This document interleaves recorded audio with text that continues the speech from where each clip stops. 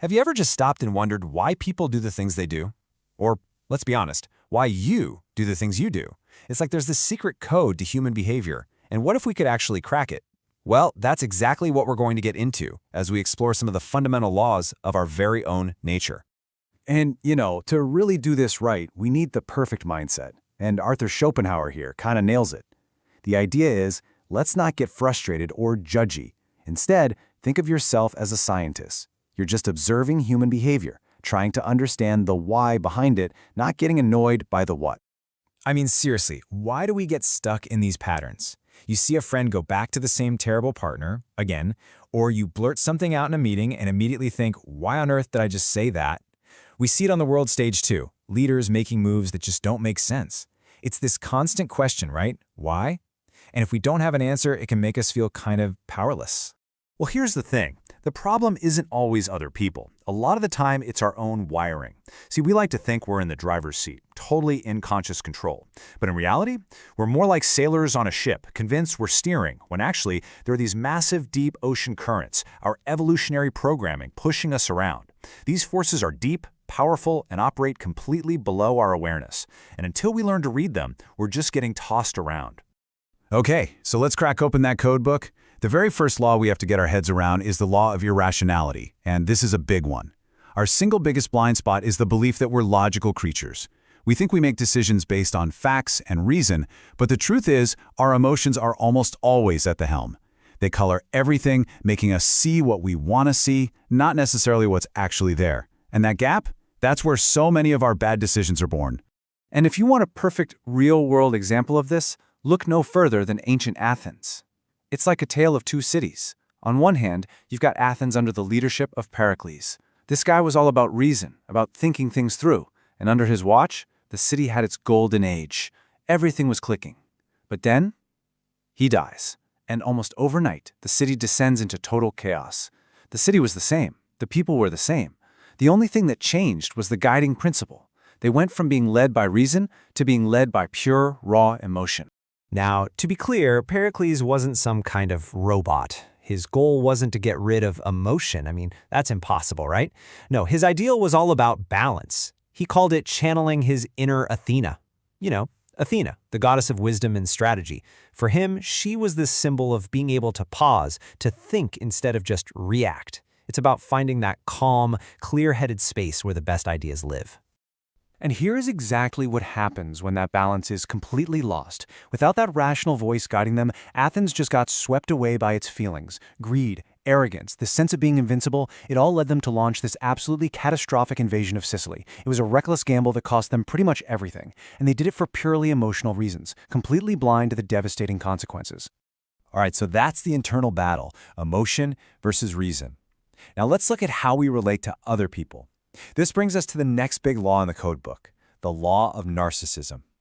This one is all about our natural self-absorption. Look, we are hardwired to crave attention. It's just part of being a social creature. But how we manage that deep, fundamental need, well, that basically defines all of our relationships. The first thing you have to understand here is that narcissism isn't just an insult you throw at someone. It's not an on or off switch. It's a spectrum, and every single one of us is on it somewhere. Just think of it as a scale of self-absorption.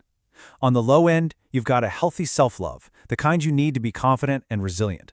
But on the high end, that's where you get into toxic, all-consuming self-obsession. This chart really breaks down the differences. Look at the deep narcissist. Inside, they're kind of empty, fragmented, so any little bit of criticism feels like a massive attack, and they lash out with rage. They don't see other people as people. They see them as tools, as extensions of themselves, just there to give them validation.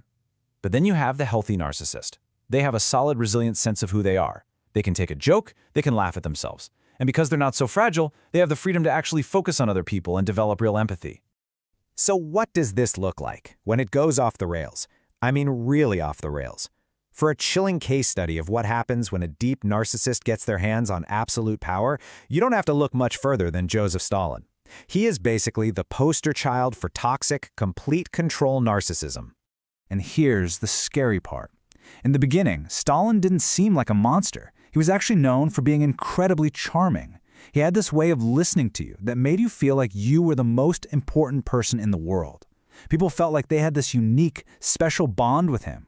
And that mask, that's how he quietly built up all of his power. But underneath that charming exterior, there was just this massive, insecure void. You can see it perfectly in what happened with his best friend, a guy named Sergei Kirov. Kirov started getting really popular, and it set off every single alarm bell in Stalin's insecure mind. Kirov was completely loyal, but it didn't matter. Stalin just turned cold. He couldn't stand the thought of anyone, even his closest friend, getting more attention than him. And Stalin's behavior basically gives us a checklist for this dangerous personality type. They're wildly oversensitive to the smallest criticism. They see people as pawns on a chessboard, not as human beings. They actually enjoy humiliating others. Stalin used to listen to the forced confessions of his old friends with glee. They're convinced they can do no wrong, they create drama everywhere just to stay in the spotlight, and they have to control every single tiny detail. Okay, so this all sounds pretty dark, I know. But the point of learning all this isn't to get depressed or cynical about humanity. Not at all. It's actually the opposite. It's about empowerment. Once you can see these hidden forces at play, they don't have the same power over you. You're no longer just a passive reactor. You can actually start to work with these forces and become a master of this whole being human thing. So how do we actually do that? What's the game plan? Well, it boils down to 3 basic steps. Step 1, you become a better observer. You start looking past the surface, past the masks that people put on every day. Step 2, you work on mastering your own emotions. Think like Pericles. You deliberately create a little space between something happening and you reacting to it. That pause is where thinking lives. And finally, step 3, you actively practice empathy. You take that inward-looking focus we all have and you consciously point it outward, trying to genuinely understand where other people are coming from. So I want to leave you with this thought. Don't think of human nature as some kind of cage you're trapped in. Think of it more like a block of marble or a pile of clay. It's raw material, and once you understand the laws that govern it, the science of how it works, you're the one holding the tools. You get the power to shape it. Becoming more rational, more empathetic. It's not just about getting along better with people, it's about becoming the architect of your own character. It's about unlocking what you're truly capable of. So the real question is, what could you build with that?